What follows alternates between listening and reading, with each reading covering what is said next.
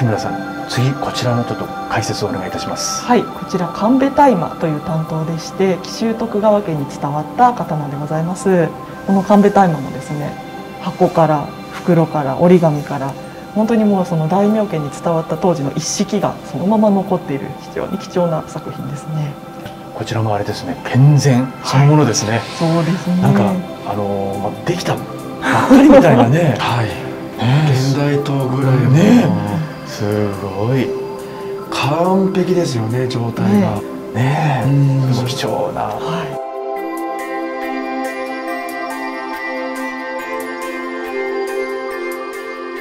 で、あと箱とか白鞘にラベルが貼ってあるんですけれども、こちらのラベルですね。ああ、本当ですね。南紀徳川家神戸大麻122号って書いてあるんですけれども、この122っていう番号はですね、実は刀袋についてるちっちゃい札、あれにも122っていうのが書いてあるんですね。それで紀州徳川家の管理番号みたいなものってことが分かるんですけど、実は本説左文字、このラベルは残ってないんですけど、ちっちゃい木の札は刀袋についてる、残ってるんですよ。でそちらには27っていうふうに書いてあるので、27番だったっていうことが一番じゃないんですよね。意外と27番なんですけれども、きっと頼信公が決めたわけじゃないですからね。後々でね、なんでしょうからあれですけど、きっと頼信公が書くんだったらもうおそらく一番ですよね。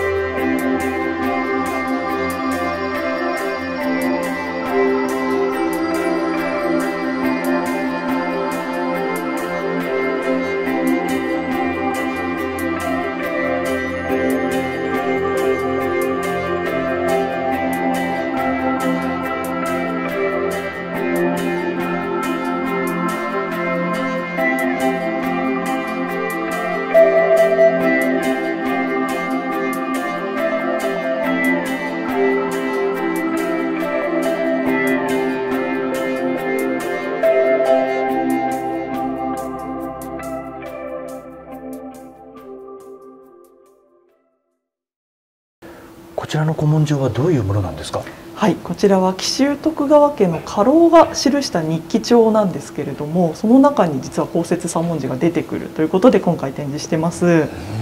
どういうことが書いてあるかと言いますと、公設左文字をこの度研ぎに出すということなんですね。5年ぐらい前に研いだばっかりだったのにうっかりしていて錆びさせてしまったと。あらっていう感じですよね。で大変なことなんですけれども、本阿弥伊兵衛という研ぎに出すにあたって家臣2人腰物肝入りという役職に任命しまして、その2人を悪いことがないように見張りをつけてまで研ぎに出しましたよって、そんな記事が、5年前に研いだばっかりなのにうっかり錆びさせてしまったっていうのがね。いやその当時でしたらいろんな意味で責任を取られて、いや本当にそうだと思います。まだ頼信生きてる当時の話なので、本当に大事だと思うんですけどね。相当お怒りにならなかったんでしょうかと思います。こちら徳川家康が着用したとされる南蛮道具足という鎧ですね。家康ヨーロッパのものとか異国のものが大好きでしたので、兜とこの胴体の部分はヨーロッパのおそらくイタリアのミラノで作られたと言われているものを輸入して、で日本風に作り変えて、こういう部分ですとか、あとは新たに日本っぽく作り変えて自分が着やすいように仕立てた、そういうものになってます。当時としてはこの南蛮具足っていうのは本当に奇抜な、ものだったと思います。で私正直この具足図録では散々拝見はしてたんですけども、現物初めて。そうですか。図録ですと家康公がこの銃弾で火縄銃で撃ったのは3回なのかなという写真にはあったんですけど、現物見たら3回どころじゃなくて、そう家康が何回言ったのかなというねぐらい跡がね。試し撃ちの跡が、はいはい、まあその強度を試すために火縄銃で実際撃たせたというふうに言われてまして、目立つのはねこの33箇所箇所ですすなんでけど、から3回だけかと思ったらそうじゃないっていう。結構たくさんあります。あるっていう、まあでもそれでも穴開いてないので本当に強いだなっていうのを確かめたんだと思うんですけど、家康公が来たかと思うとね。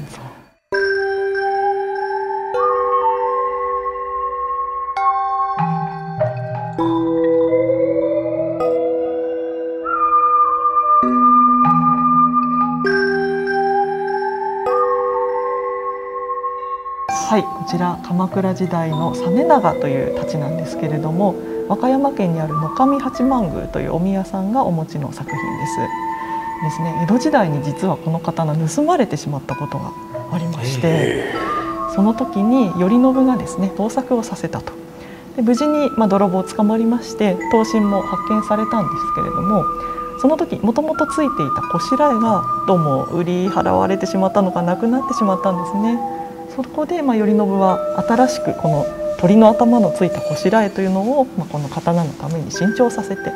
でさらに中子の部分こちらに銀象眼で銘を入れて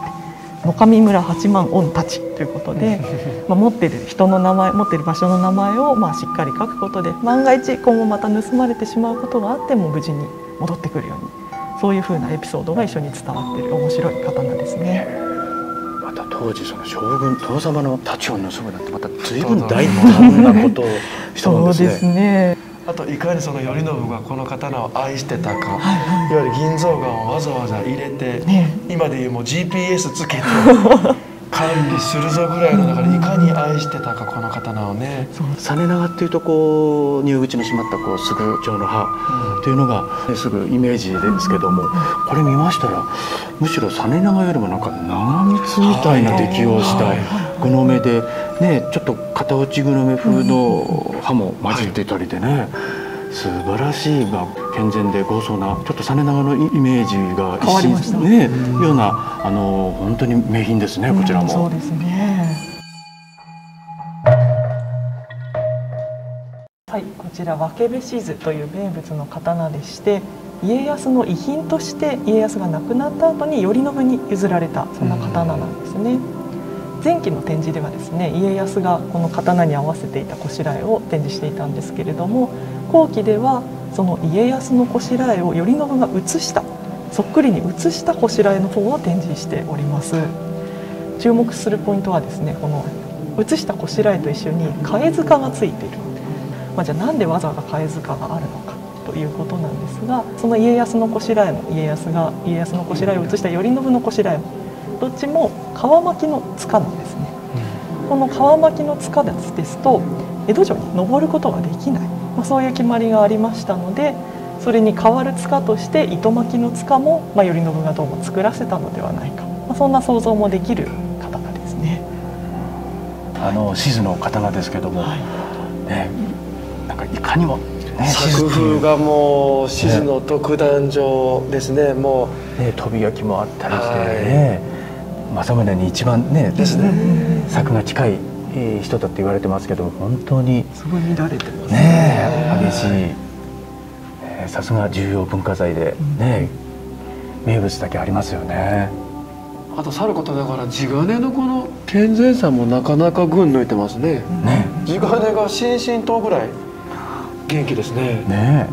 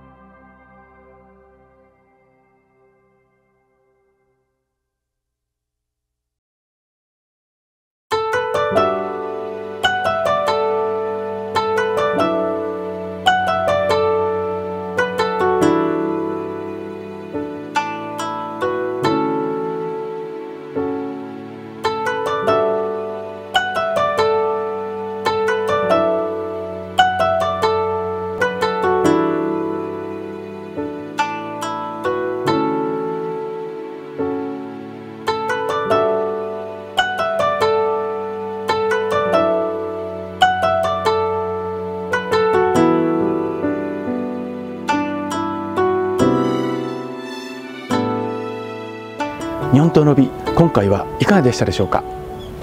国宝の名物公設左文字のその素晴らしさ、良感力感に圧倒され言葉もございません。またその他の名品名刀の素晴らしさに感動する一日でした。